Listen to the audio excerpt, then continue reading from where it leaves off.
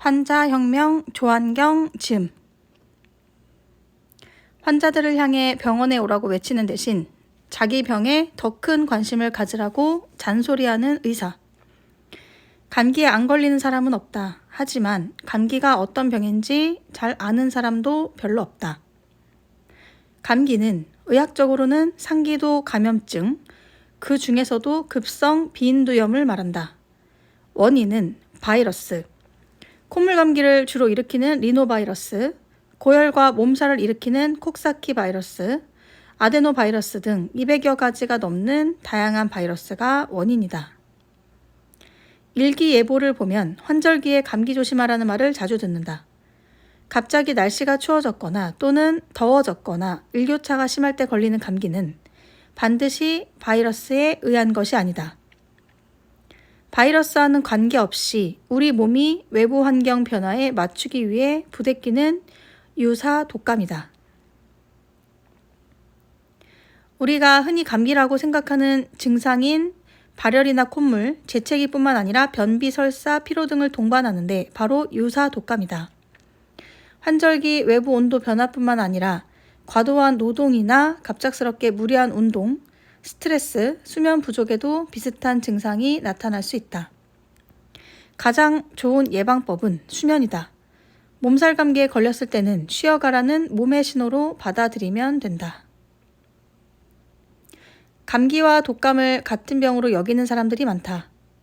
증상이 미미하면 감기, 증상이 심하면 독감이라고 생각하는 정도이다. 독한 감기가 독감이 아니라 둘은 전혀 다른 질병이다. 독감의 원인은 인플루엔자 바이러스 한 가지이다. 감염성 질환에 대한 가장 큰 오해는 이것이다. 독감 바이러스에 스치기만 해도 독감에 걸린다고 생각하는 것이다. 마스크를 쓰거나 재채기하는 사람 옆에 가지 않으려 하는 격리 시도가 불필요하다는 뜻은 아니다. 하지만 독감이 증상을 일으킬 확률은 3%도 안 된다. 감염자가 모두 증상을 나타내는 것도 아니다. 독감 시즌에는 거의 대부분이 목에 바이러스를 복용하고 있는 것으로 봐도 무방하다.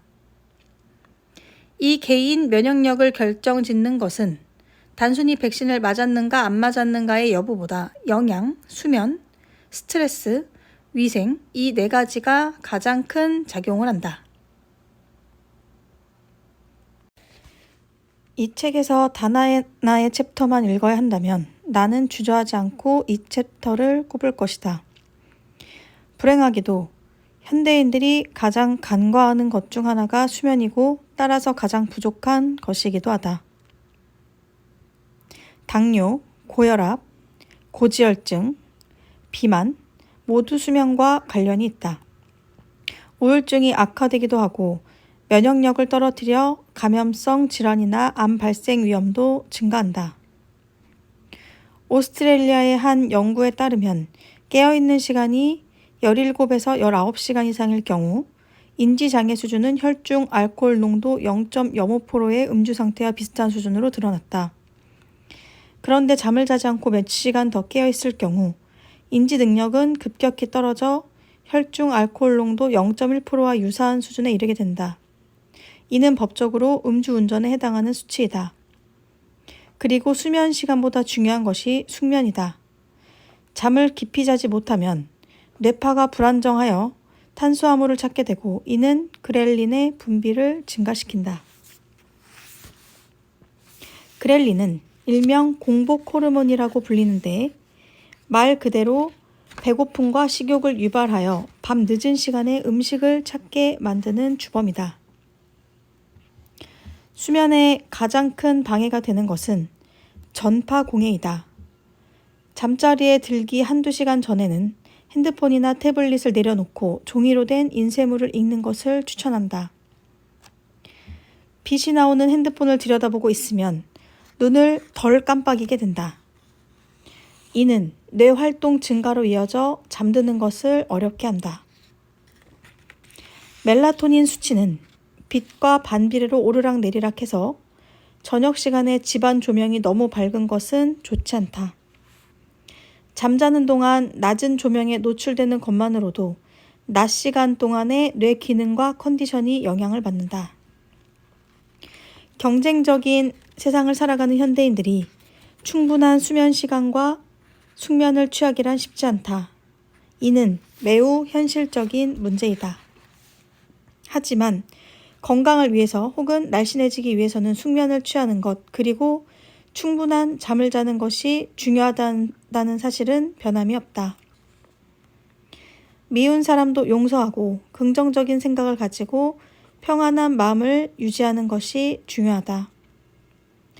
무엇보다 번민하며 뜬 눈으로 지새우는 밤이 많아선 안 된다.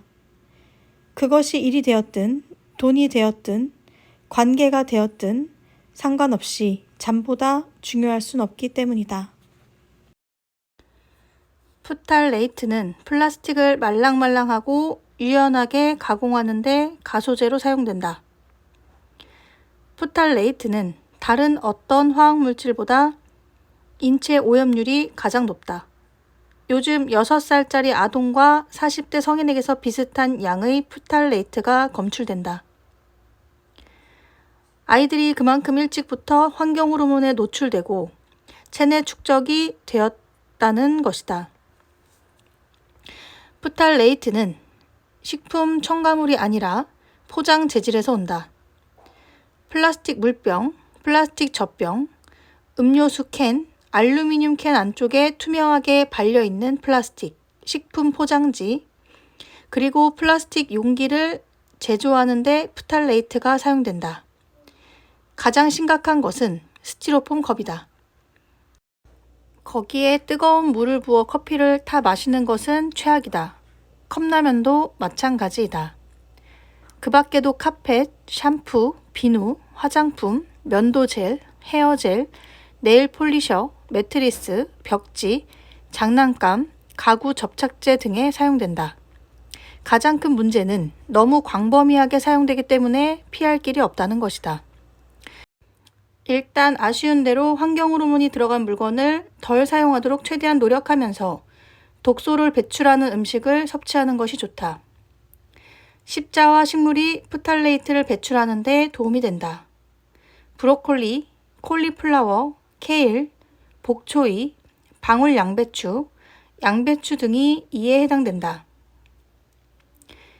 그러나 무엇보다 중요한 것은 우리의 일상에서 푸탈레이트를 멀리해야 한다는 점이다. 세상에 공짜는 없다. 편리함과 풍요함을 얻는 대신 건강을 내주고 있는 셈이다. 가면 갈수록 세상이 뭔가 잘못되어도 단단히 잘못되었음을 느낀다. 건강에 관한 자료를 찾아보고 생협 같은 곳에서 장을 보며 유기농 음식을 고집하고 화학 섬유세제나 식기세척제를 피하면서 자연주의적 삶을 고집하면 주변에서 유난 떤다고 핀잔을 준다. 반면 패스트푸드와 편의점 음식으로 끼니를 때우고 운동은 전혀 안 하고 사는 것에 대해선 아무도 뭐라고 하지 않는다. 해가 갈수록 암 환자들이 늘어나고 당뇨와 고혈압 환자들이 급증하고 비만 환자가 늘어난다. 이런 현상을 보면서도 대부분의 사람들이 그냥 그런가 보다 하고 살아간다. 한눈 파는 사이에 GMO 식품은 식탁을 완전히 점령했고 아이들 백신 접종 가지수도 슬금슬금 늘어만 가고 새로운 식품 첨가물들이 추가되지만 그런 일이 있는지도 모르고 그런 것들이 우리 삶의 중요한 문제들인지 인식조차 못한 채 살아가고 있다. 건강에 대한 관심이 아이들 학원, 입시에 대한 관심에 밀린다. 훌륭하게 기능하는 몸을 망가뜨려 놓고 다시 고치려 하는 노력이 건강을 유지하려는 노력보다 10배는 힘들다고 본다. 그래서 대부분 회복하지 못하는 것이다. 건강을 되찾고 싶다면 건강 주권부터 먼저 회복해야 한다. 건강은 이제 말 그대로 지켜야 할 대상이다.